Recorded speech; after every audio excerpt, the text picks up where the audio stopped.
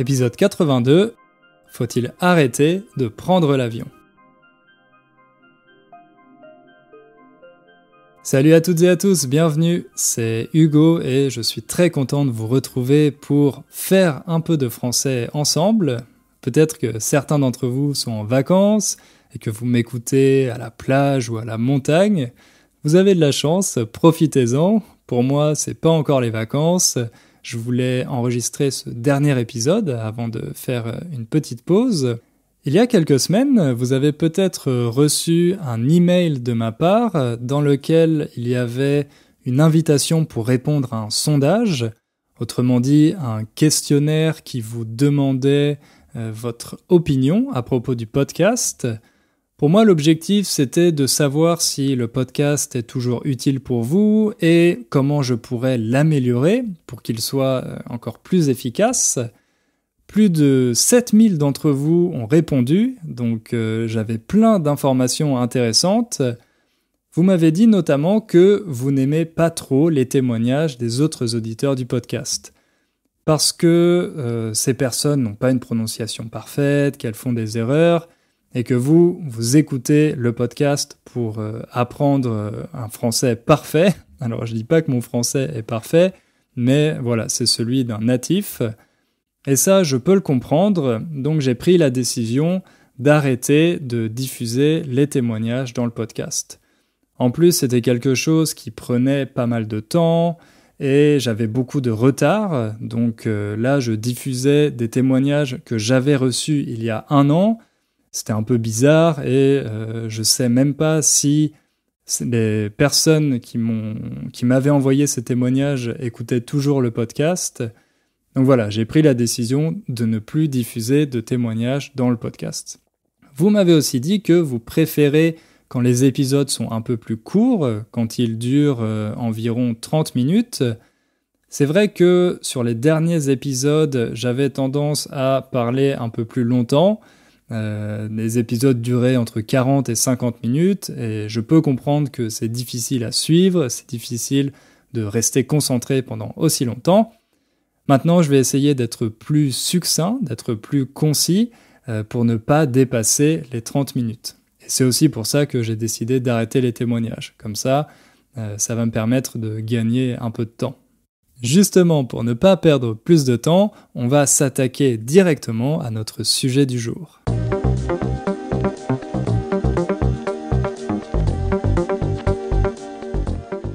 Avant, pour moi, acheter des billets d'avion, c'était un plaisir. Ça voulait dire que j'allais partir en vacances, que j'allais découvrir un nouveau pays, vivre des aventures, etc. Et la seule inquiétude que j'avais, c'était le prix. J'essayais de payer le moins cher possible, en comparant le prix des billets sur différents sites, en utilisant le mode incognito de mon navigateur internet. Mais récemment, ça a un peu changé. Il y a quelques semaines, j'ai acheté des billets pour les vacances d'été. Je vais rentrer en France pour 1 semaine et en août, je vais aller en Italie pour la première fois, pour 10 jours, en Toscane. Mais au moment d'acheter les billets, je me sentais un peu mal. D'abord, j'avais quelques doutes concernant la situation avec le Covid-19. Bon, c'est vrai que quand j'ai acheté les billets, il y avait eu beaucoup d'améliorations.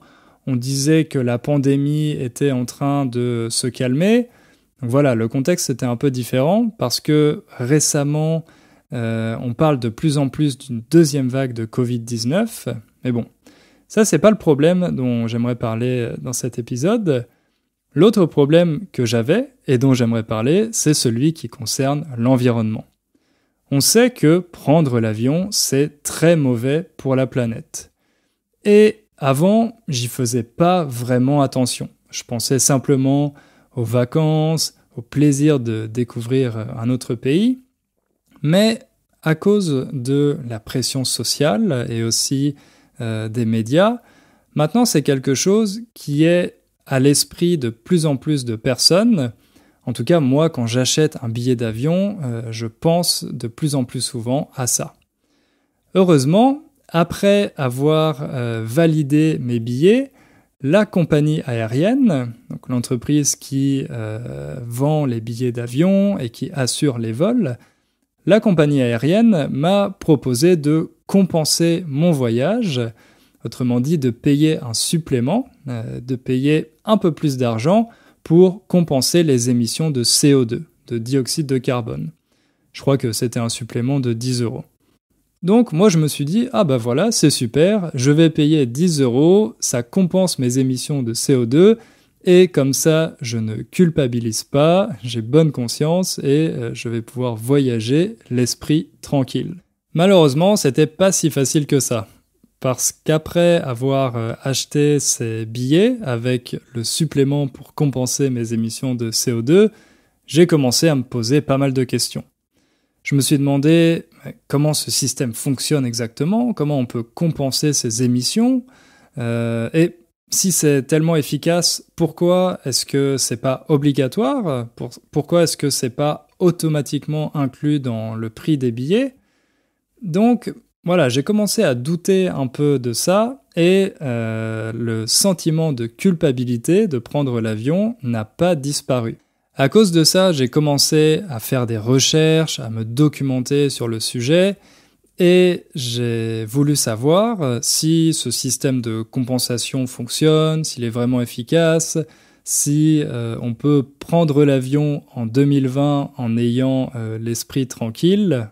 Et pour faire d'une pierre deux coups, j'ai décidé de partager toutes ces informations avec vous. Donc, vous allez voir si la culpabilité l'a emporté. Vous allez voir si, finalement, j'ai décidé d'annuler mes vacances cet été et mes billets d'avion ou pas.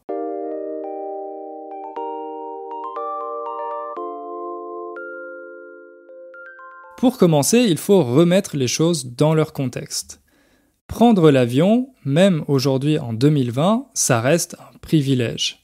J'imagine que certains auditeurs, certains d'entre vous, vous n'avez jamais pris l'avion. Moi, la première fois que j'ai pris l'avion, c'était quand j'avais 18 ans. Et je voyageais avec un ami pour aller à Glasgow, en Écosse. J'ai déjà raconté cette histoire plusieurs fois. Et pour cet ami, c'était très drôle parce que lui, il avait l'habitude de voyager et de prendre l'avion avec sa famille. Tous les ans, il partait en vacances dans différents pays, en Europe, mais aussi aux États-Unis. Son père travaillait dans une entreprise pour laquelle il devait prendre l'avion aussi régulièrement. Donc, quand je leur ai dit que moi, j'avais jamais pris l'avion, ça les a fait rire. Ils ont trouvé ça assez drôle.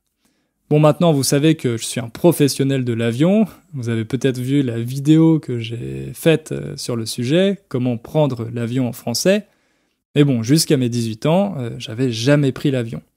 Et jusque-là, je m'étais pas vraiment rendu compte que prendre l'avion, c'était un marqueur social. Quelque chose qui montre notre statut. Il faut savoir que seulement un quart des Français prennent l'avion au moins une fois par an. Donc seulement 25% des Français prennent l'avion minimum une fois par an. Et 20% des Français n'ont jamais pris l'avion de leur vie. Contrairement à ce qu'on pourrait penser, l'arrivée des compagnies aériennes low cost, ces compagnies aériennes qui proposent des billets pas chers, ça n'a pas beaucoup démocratisé l'avion. Ça ne l'a pas rendu beaucoup plus accessible. Certes, voyager aujourd'hui, c'est pas très cher, surtout si vous n'allez pas loin, mais ça ne signifie pas que les autres coûts ont été réduits. Si vous allez en vacances, il faut toujours payer un hébergement, un hôtel ou alors une maison, un appartement que vous louez. Il faut payer la nourriture, les billets pour visiter les monuments, les musées, etc. Tous ces coûts n'ont pas vraiment changé, ce qui fait que partir en vacances est presque toujours aussi cher aujourd'hui, surtout si vous avez une famille nombreuse. Donc, aujourd'hui, tout le monde a un peu plus de chances de prendre l'avion qu'il y a 20 ans, mais quand on analyse un peu les vols et qui prend l'avion, on voit que les personnes qui gagnent bien leur vie prennent l'avion beaucoup plus souvent, qu'elles font des voyages plus longs et qu'elles sont surreprésentées. les personnes qui ne gagnent pas bien leur vie, qui ont moins d'argent, peut-être qu'elles prennent l'avion un peu plus souvent qu'il y a 20 ans, mais c'est quelque chose qui reste assez rare pour elles.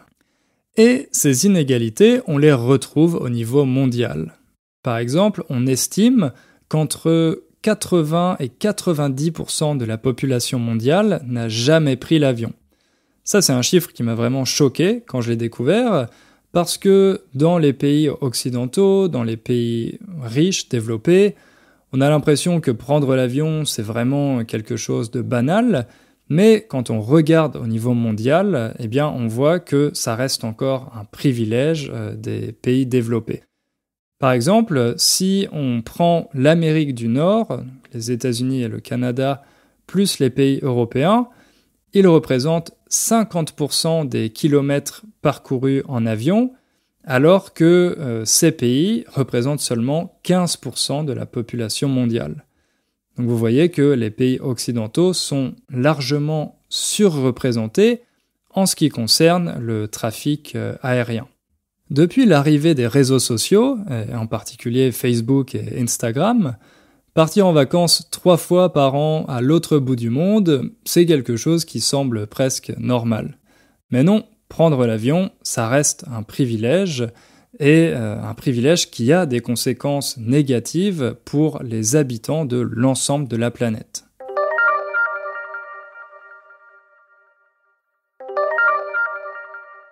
Alors, une fois qu'on sait ça, on se demande forcément à quel point le transport aérien est polluant.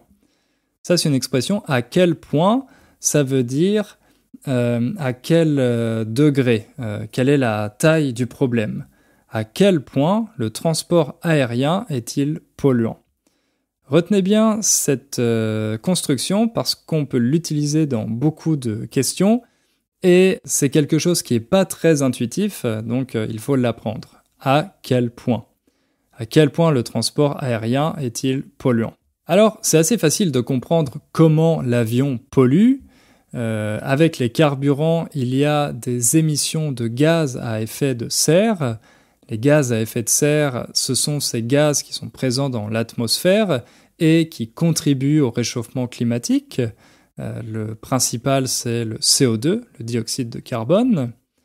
Alors, c'est assez difficile de mesurer le poids de chaque secteur quand on essaye de voir quel secteur contribue le plus à l'émission de gaz à effet de serre.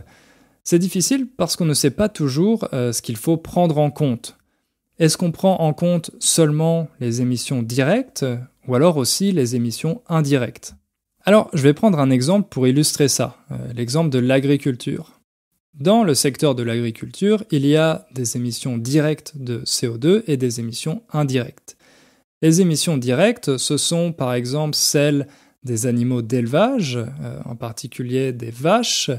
Les vaches émettent du CO2 à cause de leur digestion.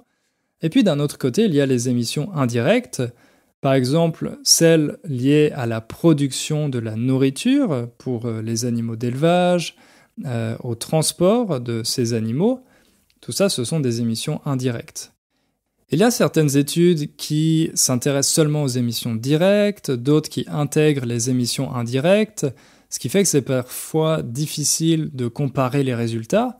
Mais bon, l'étude de référence en la matière, c'est un rapport de 2014 de l'IPCC. L'IPCC, c'est Intergovernmental Panel on Climate Change. C'est un organe des Nations Unies. Alors, ce rapport montre que le secteur le plus polluant, celui qui émet le plus de gaz à effet de serre, c'est la production d'électricité et le chauffage. Le chauffage, vous savez, pour que votre appartement soit suffisamment chaud en hiver, ou votre maison, le chauffage. Ce secteur contribue à 25% des émissions de gaz à effet de serre. Deuxième secteur le plus polluant, c'est celui de l'agriculture et de l'élevage, 24%. Ensuite, on a l'industrie, 21%, dont en grande partie l'industrie textile, qui représente entre 8 et 10%. L'industrie textile, donc qui produit des vêtements, c'est vraiment une des industries les plus polluantes et les plus mauvaises pour la planète. En 4e position, on a le secteur des transports, 14%. Ici, celui qui a la plus grande part, c'est le transport routier, les voitures, les camions, etc., qui représentent 11%. Le transport aérien, 2,5%. Et le reste, c'est le train et le transport maritime, 0,5%. Et puis pour finir, il y a les autres énergies, en particulier l'extraction et le raffinage du pétrole, qui représente 10% des gaz à effet de serre. Et le dernier secteur, c'est celui du bâtiment, de la construction, qui représente 6%. Donc vous voyez, la contribution du secteur du transport aérien, c'est seulement, entre guillemets, 2,5%. Donc ça peut sembler assez marginal comparé aux autres secteurs. Par exemple, il y a une autre étude qui montre que le secteur Internet contribue à 4% des émissions de gaz à effet de serre à cause des serveurs, par exemple. Alors, quand on voit ça, on se dit que c'est peut-être mieux d'arrêter d'acheter des vêtements ou d'arrêter de regarder Netflix pour protéger l'environnement que de ne pas partir en vacances. Le problème avec le transport aérien, c'est qu'il a un grand impact compte tenu du petit nombre de personnes à qui il profite. Pour rappel, 80%, entre 80 et 90% de la population mondiale n'a jamais pris l'avion. Donc un petit nombre de personnes est responsable d'une part significative des émissions de CO2. En fait, le poids du secteur du transport aérien est plus faible tout simplement parce qu'il y a beaucoup plus de voitures, de camions, de motos, etc. que d'avions. Il y a beaucoup plus de personnes qui ont une voiture et qui l'utilisent régulièrement que de personnes qui prennent l'avion au moins une fois par an. Mais quand on compare la pollution moyenne par passager des différents modes de transport, on voit que l'avion est de loin le pire. Par exemple, il y a une étude de 2014 qui a été publiée par l'Agence européenne pour l'environnement qui a essayé de mesurer les émissions moyennes de CO2 par passager par moyen de transport. Cette étude montre que le passager d'un avion émet en moyenne 7 fois plus de CO2 que celui d'une voiture et 20 fois plus que celui d'un train. Donc là, vous voyez que la différence est vraiment significative. Alors, bien sûr, il y a de nombreux cas où l'avion reste nécessaire, par exemple pour envoyer rapidement des médecins et des secours après une catastrophe naturelle, pour transporter certains produits stratégiques, des médicaments, etc. Mais ces cas sont assez marginaux quand on les compare au transport de passagers pour des motifs qui sont purement des loisirs, donc pour les vacances, pour le plaisir, etc. C'est important de connaître la répartition de la pollution en fonction des secteurs, parce qu'on n'en est pas toujours conscient. Mais bon, une fois qu'on a cette information, on se demande ce qu'on peut y faire. Est-ce qu'on peut vraiment y changer quelque chose ? En fait, la question c'est qu'est-ce qu'on peut faire nous au niveau individuel pour essayer de réduire ces émissions ?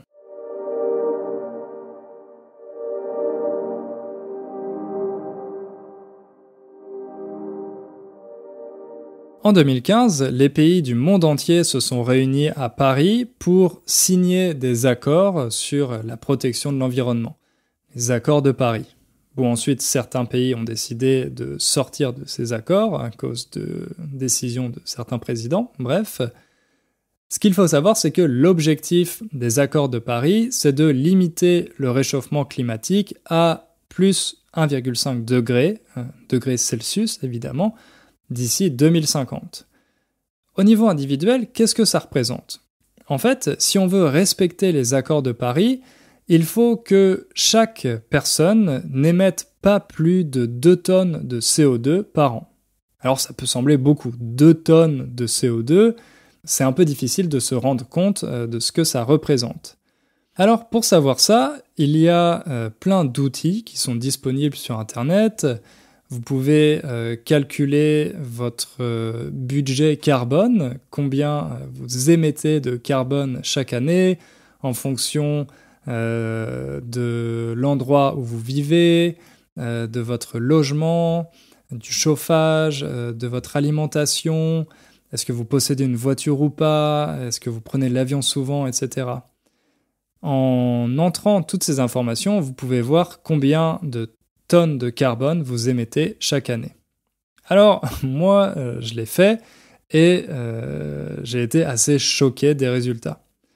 Par exemple, vous vous rappelez peut-être que l'été dernier, je suis allé passer des vacances en Thaïlande et simplement ce voyage pour aller en Thaïlande, ça représente 4 tonnes de CO2. Autrement dit, 2 fois la quantité annuelle que je devrais respecter pour respecter les accords de Paris. Donc voilà, simplement pour aller en Thaïlande 2 semaines, j'ai explosé mon budget de CO2. Comme j'habite en Pologne, j'essaye aussi de rentrer en France régulièrement, 2 fois par an. J'aimerais bien rentrer un peu plus souvent, mais c'est pas toujours possible. Alors, si je fais 2 allers-retours Paris-Varsovie en avion, eh bien ça représente 1,16 tonnes de CO2. Plus de la moitié de mon budget annuel en émissions de CO2. Alors si je ne prends pas en compte ces vacances en Thaïlande et que j'analyse seulement les émissions qui sont liées à mon mode de vie, eh bien là aussi le verdict est plutôt négatif parce que j'émets 4,5 tonnes de CO2 par an, qui sont liées principalement au chauffage de mon appartement, à mes repas et aux déchets que je produis.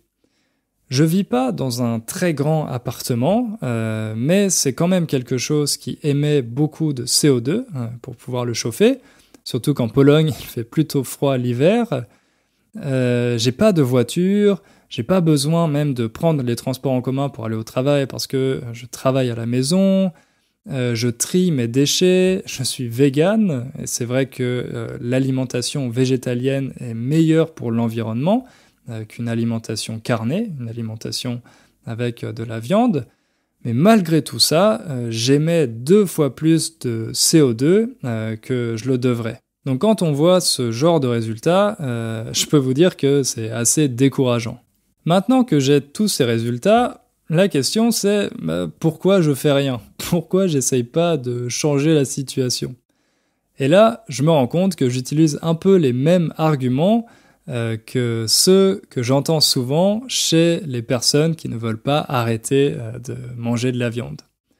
Je sais que prendre l'avion, c'est mauvais pour l'environnement, mais moi, j'adore partir en vacances. Et j'ai pas envie de me priver de mes vacances. J'en ai besoin parce que je travaille dur toute l'année, donc voilà, je mérite des vacances l'été. Et là, on peut me dire, oui, mais tu pourrais partir en vacances en Pologne, par exemple. En Pologne, il y a la mer, il y a la montagne, je pourrais y aller en train, et il y aurait beaucoup moins d'émissions de CO2. Bon, ça, ok, mais d'un autre côté, je dois rentrer en France, j'ai pas le choix, ma famille est là-bas, je dois voir ma famille. Et oui, mais là, on pourrait me dire de prendre le train. Ah oui, mais prendre le train, c'est difficile. C'est vrai que l'avion est plus rapide et souvent moins cher que les autres modes de transport. Par exemple, si je voulais rentrer à Paris en train depuis Varsovie, ça serait 2 fois plus cher et 3 fois plus long qu'en avion. En plus, il faudrait que je prenne 3 trains différents. Donc, c'est vraiment pas pratique. Bon, ces difficultés, elles sont pas insurmontables. Insurmontable, ça veut dire que quelque chose est impossible à surmonter, à dépasser. Par exemple, on dit souvent un obstacle insurmontable, ça veut dire qu'on ne peut pas dépasser cet obstacle. Ces difficultés, elles ne sont pas insurmontables, mais pour être honnête, je suis pas prêt à faire ce genre de sacrifice. Et là, je pense qu'on touche au cœur du problème. Arrêter de prendre l'avion pour diminuer ses émissions de CO2, ça demande de sacrifier du temps, de l'argent, du confort ou du plaisir. Et la vérité, c'est que peu de personnes, moi y compris, sont prêtes à faire ces sacrifices. Je sais qu'une fois, une auditrice du podcast avait envoyé un témoignage où elle disait qu'elle ne prenait pas l'avion, justement pour protéger l'environnement, et j'avais trouvé ça très courageux, mais moi je suis pas prêt à faire ce genre de sacrifice. Alors que je suis conscient des dangers, des risques que ça représente pour l'environnement, que voyager c'est pas non plus une passion pour moi, je pense que je pourrais m'en passer, je pourrais faire sans, je pourrais ne pas voyager dans des pays exotiques, mais comment est-ce qu'on peut renoncer à tout ça? Et en plus, c'est assez décourageant quand on voit que d'autres personnes, peut-être un peu moins conscientes que nous, ou encore plus égoïstes que nous, ne se privent pas de le faire et qu'elles publient leurs photos sur Instagram pour nous montrer un super coucher de soleil à Bali, et nous, on est chez nous dans notre canapé, en face de Netflix, et on est jaloux de tout ça. À ce moment-là, on peut avoir l'impression d'avoir fait tous ces sacrifices pour rien, alors que d'autres continuent d'en profiter et de vivre leur vie sans faire aucun sacrifice.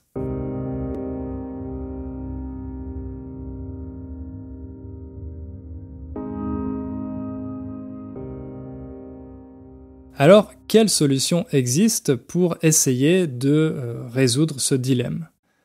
Déjà, on peut se demander ce que les États pourraient faire. En France, l'année dernière, il y a eu une proposition de loi pour supprimer les vols internes quand une liaison de train existe et que cette liaison de train prend seulement 2h30 de plus, qu'il y a seulement 2h30 de différence entre le vol en avion et le même trajet en train. Mais cette proposition de loi, malheureusement, a été rejetée. Une autre raison, c'est qu'en France, les vols sont très peu taxés. C'est pour ça qu'ils sont si peu chers. Alors, ça pourrait être une bonne idée de taxer le kérosène, autrement dit, l'essence qu'on utilise pour les avions. Parce qu'aujourd'hui, le kérosène n'est pas taxé, donc c'est pas très cher pour les avions d'acheter du carburant, contrairement à l'essence pour les voitures. Parce que l'essence pour les voitures, elle est taxée. Et c'est pareil en ce qui concerne la TVA. Vous savez qu'en Europe, on a une taxe spéciale sur la consommation, la taxe sur la valeur ajoutée. Et en France, cette TVA sur les vols internationaux, elle bénéficie d'un taux réduit de seulement 10%, alors que le taux normal, c'est 20%. Et là, vous vous demandez peut-être, mais pourquoi les vols sont si peu taxés? Pourquoi les vols sont moins taxés que les trajets en train ou en voiture, par exemple? En tout cas, moi, je me suis posé la question, et l'explication, c'est qu'après la Seconde Guerre mondiale, les gouvernements ont voulu reconvertir l'aviation militaire en aviation civile, encourager les gens à prendre l'avion pour aller dans les autres pays, pour se connaître, etc. Donc c'est pour ça que les vols étaient très peu taxés. Mais bon, aujourd'hui, c'est plus le même contexte, on est dans une nouvelle guerre, la guerre climatique, donc ça n'a pas vraiment de sens de moins taxer les vols que les autres formes de transport. Et puis, il faut savoir que dans beaucoup de pays, le secteur de l'aviation représente un poids important dans l'économie. Par exemple, en France, l'aviation représente plus de 100 000 emplois directs. Vous connaissez peut-être l'entreprise Airbus qui produit des avions, c'est le principal concurrent de Boeing. Eh bien, il y a beaucoup d'usines Airbus, de lieux d'assemblage qui se trouvent en France, notamment à Toulouse. Comme c'est un secteur important, l'État continue d'essayer de le stimuler, notamment avec des taxes qui restent faibles. Alors peut-être que la responsabilité en incombe aux entreprises. Peut-être que ce sont les entreprises qui doivent faire des efforts pour limiter les émissions de CO2 de l'aviation. On entend de plus en plus souvent parler de l'avion vert. Ça serait un avion qui serait capable de voler en ayant des émissions de CO2 très faibles, grâce à des améliorations techniques qui permettraient d'utiliser moins de carburant ou alors des énergies moins polluantes, mais beaucoup d'experts pensent que c'est plus un rêve qu'une réalité. Il y a eu déjà beaucoup d'améliorations techniques ces 20-30 dernières années, donc il est peu probable que d'ici 2050, les entreprises réussissent à produire un avion vert, un avion par exemple qui fonctionne grâce à l'électricité. C'est plus un rêve qu'une réalité envisageable. L'autre solution, un peu plus réaliste et qui est déjà en place, c'est, comme je l'ai dit en introduction, les compensations de CO2. La façon dont ça fonctionne, c'est que les passagers donnent de l'argent quand ils achètent leur billet d'avion, ils payent un supplément, et cet argent est utilisé pour planter des arbres ou pour développer des zones agricoles. Grâce à ça, grâce à ces plantes, à ces arbres, on peut créer des puits de CO2, autrement dit, des zones qui vont absorber le dioxyde de carbone et qui vont permettre d'être à l'équilibre, que les émissions soient compensées par tous ces arbres et toutes ces zones agricoles qu'on va planter. Le problème, c'est que planter des arbres, ça ne suffit pas. Ça demande des compétences en gestion de forêt et ça demande de suivre ces arbres et leur croissance sur plusieurs dizaines d'années. Il y a eu une tentative avec un programme en Turquie où 11 millions d'arbres ont été plantés en novembre 2019 et seulement quelques mois plus tard, la plupart de ces arbres étaient déjà morts. Donc ce sont des beaux projets sur le papier, mais ensuite, ils ne sont pas toujours bien réalisés. Un autre problème, c'est que planter tous ces arbres, eh bien, ça demande des surfaces importantes. Par exemple, si on voulait seulement compenser les émissions de CO2 du secteur aérien, il faudrait une forêt qui fasse la taille de 2,2 fois la France. Donc il faudrait une forêt qui fasse 2,2 fois la taille de la France pour pouvoir absorber tout le CO2 qui est émis par le transport aérien. Le problème, c'est qu'il y a d'autres secteurs qui produisent encore plus de CO2 que le transport aérien. Vous le savez, j'en ai parlé un peu plus tôt. Alors comment on fait ? Est-ce qu'on pourrait planter suffisamment d'arbres ? Est-ce qu'il y aurait assez de place pour pouvoir compenser les émissions de CO2 de tous ces secteurs ? C'est assez peu réaliste. Bref, ce mécanisme de compensation de CO2, c'est mieux que rien, comme on dit en français, c'est mieux que rien, mais c'est pas une solution miracle. Non seulement elle ne compense pas vraiment les émissions de CO2, mais en plus, elle retarde les transitions nécessaires. On pense que c'est une solution efficace et qu'on n'a pas besoin de faire d'autres efforts, mais là aussi, c'est plutôt une illusion.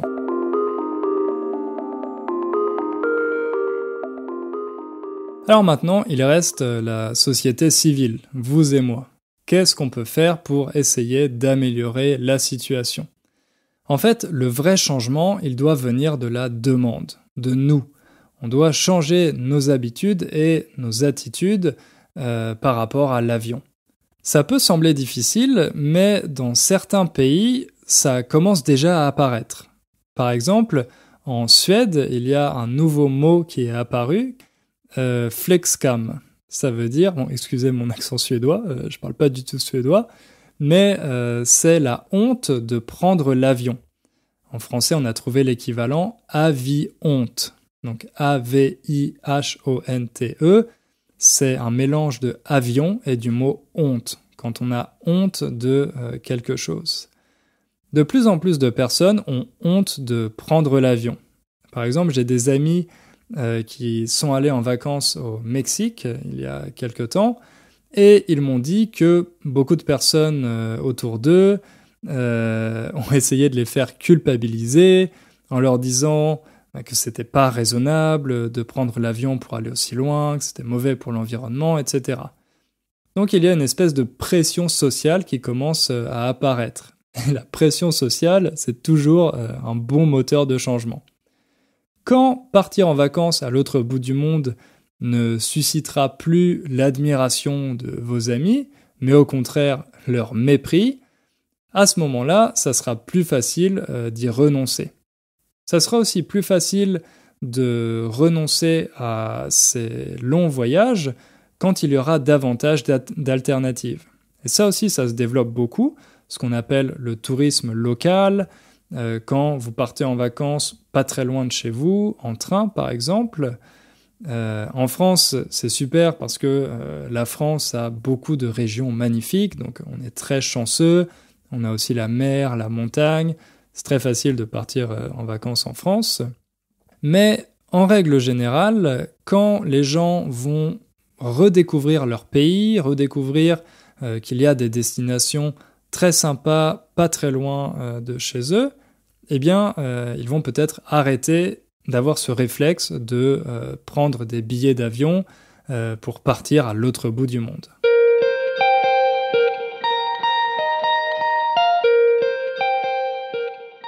Les mentalités ont besoin de temps pour évoluer. C'est pas un changement qui va se produire du jour au lendemain. Mais parfois, il suffit de pas grand-chose pour obtenir de bons résultats. Par exemple, moi, je suis loin d'être parfait en matière d'environnement. Je pense que j'ai encore beaucoup d'efforts à faire, mais grâce à ce podcast, j'ai pu influencer certains d'entre vous. Par exemple, il y a quelques jours, Juan a laissé un commentaire sur l'épisode au sujet de la menace plastique, de la pollution plastique dans les océans. Et dans ce commentaire, il disait « Je vais commencer une initiative dans mon université pour réduire l'utilisation du plastique au resto U », autrement dit au resto universitaire, la cantine pour les étudiants. Donc voilà, vous voyez, parfois, en faisant, simplement en discutant de ça, en parlant autour de vous, ça peut inspirer d'autres personnes. Comme ça, vous pouvez continuer de ne rien faire en espérant que les autres feront tout le travail à votre place. Voilà, c'est la fin de cet épisode. Je vois que j'ai dépassé les 30 minutes. Encore une fois, j'ai pas réussi à tenir ma promesse. Bon, peut-être la prochaine fois. Comme je vous l'ai dit, je vais faire une petite pause. Profitez bien de vos vacances si vous en avez. N'oubliez pas de faire un peu de français tous les jours et on se retrouve au mois de septembre. Bonnes vacances, ciao!